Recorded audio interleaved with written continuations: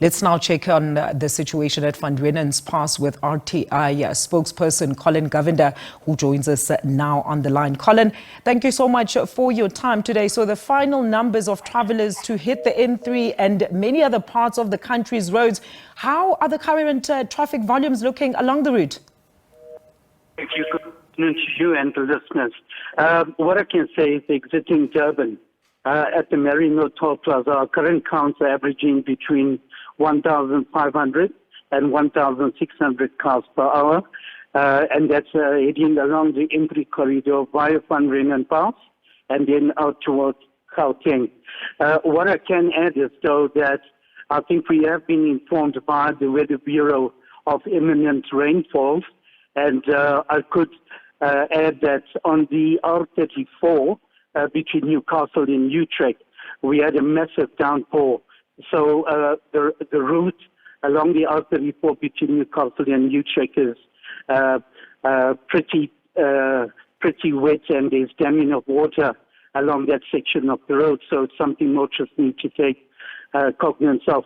But along the N3 corridor, I can say that yes, we've had two vehicles that have broken down due to mechanical problems. They have since been cleared. So there's a free travel. Motorists leaving Durban, traveling along the N3 corridor and through Van Reenen Pass. But also, whilst we talk about Van Reenen Pass, I must add that with the rainfall that's scheduled this afternoon, a company that is the setting in of thick mist. So rain and mist on the Van Reenen Pass. We once again call on motorists to, you've got to adjust from dry to wet, increase your following distance, ensure your wipers are operational, and we urge motorists to drive with their headlamps on. This creates awareness to the motorists in front, to the motorists at rear. So all these safety factors will help us to eliminate collisions.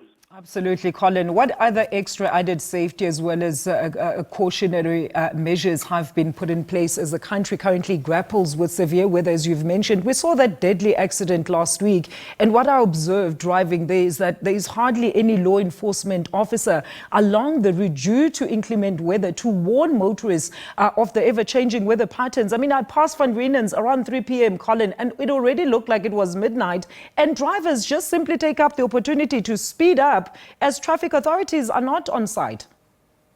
Yeah, I must add, I've been out there myself today from Van Reenen Pass right down to Durban. We've got adequate traffic visibility. They are out there. We have blue light patrols, traveling amongst the traffic that's heading up north towards Gauteng. So there is adequate visibility, adequate blue lights, but also, as I say, we doing our share, and we just ask the motorists to do theirs and just to drive safely and just obey the rules of the road, and everybody will get home in one piece. And Colin, how can those who need assistance along the route do so, especially in situations where, for an example, an individual is just not used to or experienced enough to drive in this severe weather? What options, if any, are available for such individuals? I mean, that fog gets so thick that it really does play your tricks on your mind. No, it does. If one is not used to driving in adverse weather and heavy rain, then the best is to stop at the Shell Ultra stops that are along the way, or the garages that are along the N3 corridor, or even probably stop at the SABC stations, like, for example, Van Reenen Pass, where one is safe, and ensure that there'll be no further problems. But we cannot say to motorists, if it's raining, stop alongside the road until it eases up and then continue your journey. That's not safe, and that's not the way to do it. But we can only appeal then, use the Shell Ultra City stops, use the SABC, use a safe stopping environment way off the road that one is aware of along these routes to ensure your safety.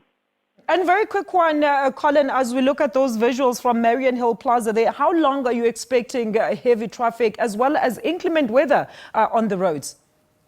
Yeah, it's this time of the afternoon where the exodus of motorists, obviously, the holiday makers would have booked out.